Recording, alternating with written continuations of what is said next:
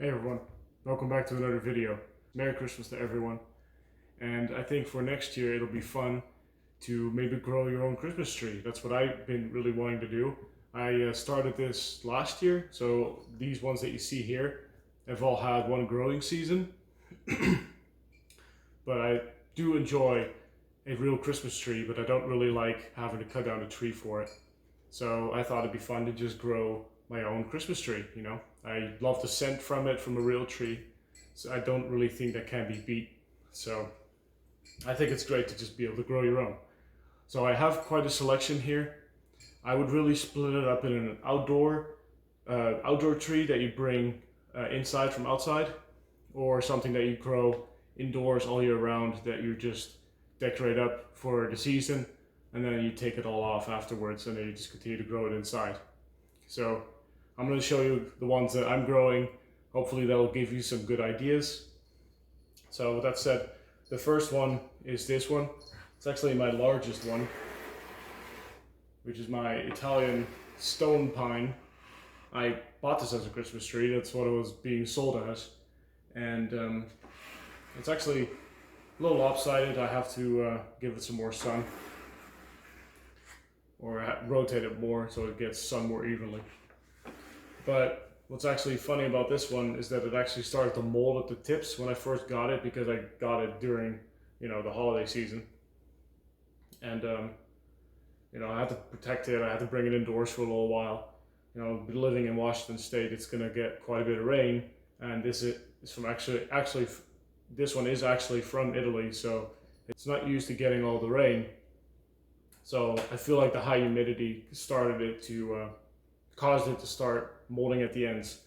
I haven't seen anything like that this year. I think with it being established, growing very strongly, I think it outgrew that problem.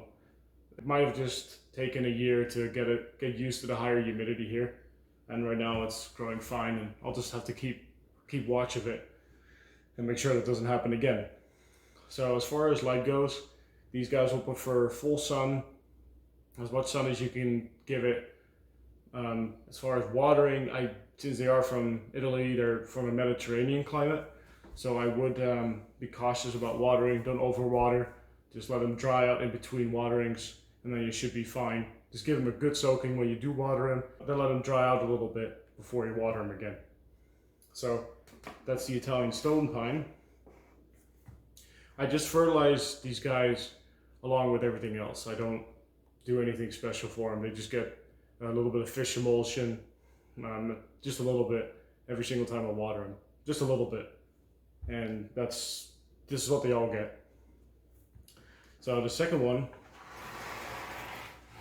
is actually I really like this one. It's a coastal redwood. Their habitat is, I would say, is under threat. It's just urbanization and everything. Their forests are being cut down. So they do recommend that people plant these and in their native range.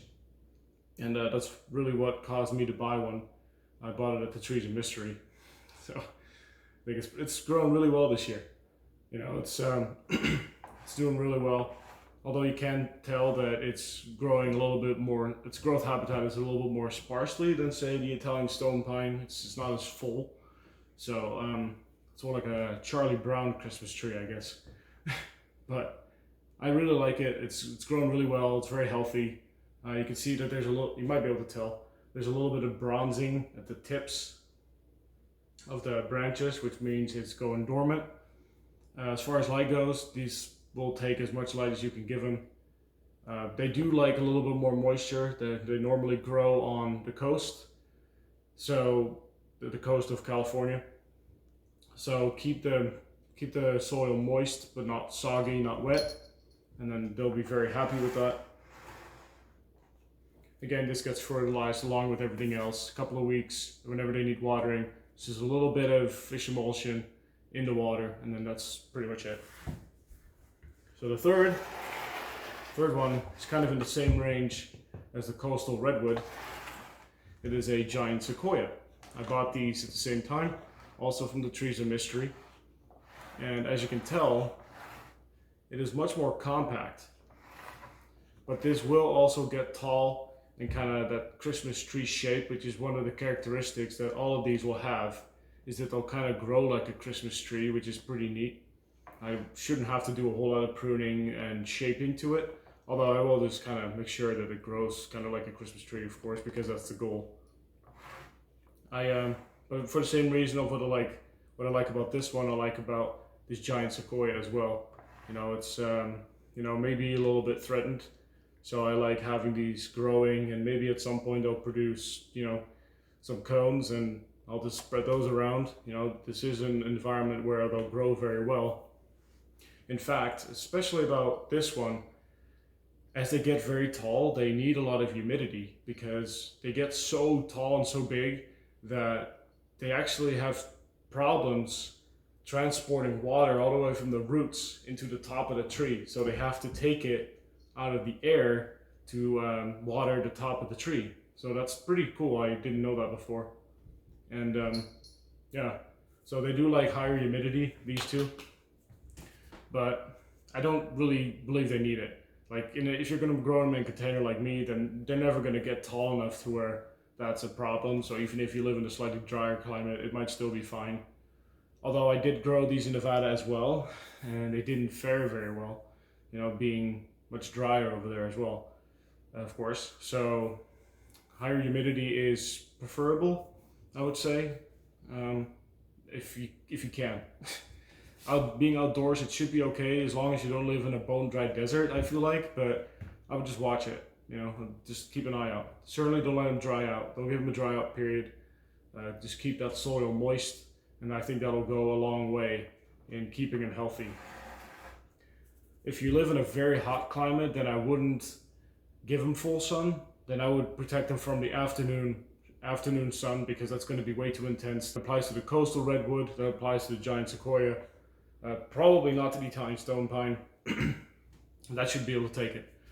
But certainly these two, if you live in a very hot climate and you're going to grow them, give them afternoon shade, because they'll just, I would imagine that they would roast. Okay, so the last one, and that's really the standby. Okay, so that was it for the outdoor trees. The one that is for my indoor is your pretty stereotypical Norfolk Island pine. They are from Norfolk Island, and again, it's very coastal, it's subtropical. It's gonna be warm in their native range. It's gonna be pretty warm and moist. So they're not used to drying out. I wouldn't let these dry out at all again. I'll just keep them moist. Humidity is preferable. But again, you do your best. I had these in an environment before. I've tried growing these before in Nevada as well, and they were having in a situation where they had about 20% humidity, and they crisped up and they died. So currently, I just grow this guy in my plant room, which is, even in the summertime, it'll generally be around 40 to 50% humidity. It doesn't ever really fall below that. I would say it's actually closer to 50% than the 40%. And currently, being in the winter, it's actually 80% humidity in my plant room. So the humidity is definitely pretty high in the environment that I grow them in.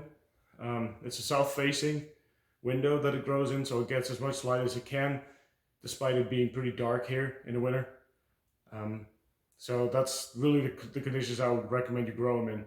I would keep the humidity as high as you can, ideally around 50%. And give them as much light as possible, although these can tolerate some shade. So if you want to grow them indoors, that's one of the reasons why they grow so well indoors, is because they can tolerate some shade, even for months on end. So they should be fine in the winter, and then once you put them back outside during the summer, then they should be fine and just grow gangbusters. So those are pretty much the 4 that I'm growing currently. Maybe I'll add more later, you never know. But I hope this gives you some ideas on some living Christmas trees for yourself. I want to wish you a Merry Christmas, and we'll see you in the next one. Tot de volgende keer.